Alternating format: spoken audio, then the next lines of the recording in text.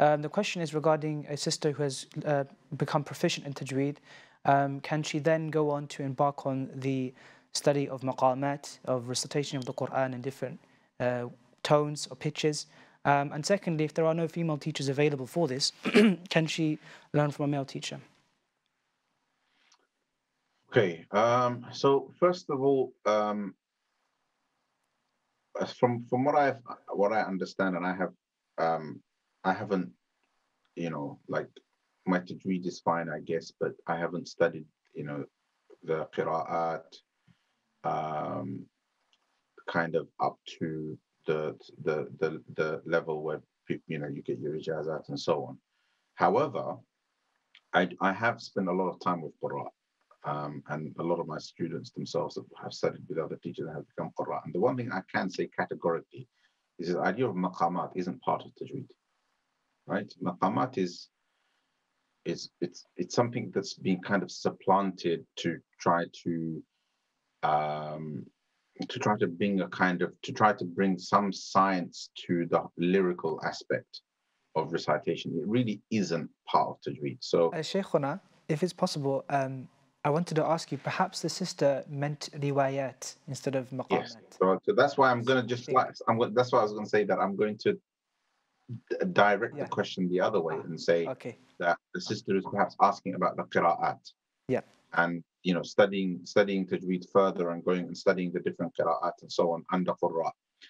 And this may well involve stylistics and learning to recite beautifully because it's become part and parcel of advanced tajweed study nowadays. So if you can find female teachers, then please do study with female teachers. That would be preferred, and you'd benefit more and learn better. I personally have, I know, because we offered the qira'atu sab'a wal ashara when I was at Ibrahim College. I know sisters who have actually graduated with ijazat, some very, very good ijazat as well. So they do exist. There's not that many, but they do exist.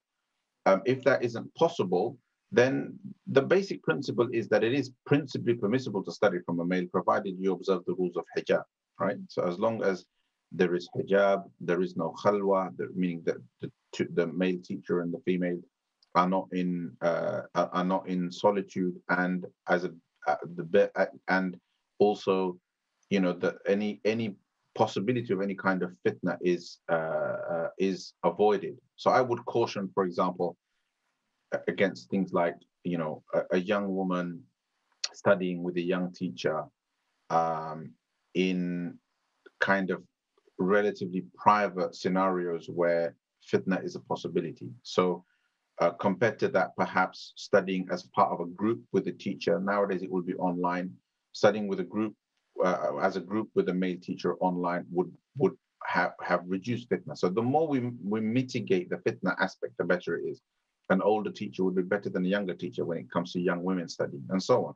So these are the things that I would look out for. So hijab and making sure that the Sharia isn't being violated in any way, and we mitigate the fitna basically. And when it comes to fitna, it's a difficult one because sometimes you may be doing something that, strictly speaking, is permissible, but the possibility of fitna is nevertheless there. And how many people have fallen into fitna because they've done something permissible? And that's where we have to kind of do a kind of risk assessment with that in mind.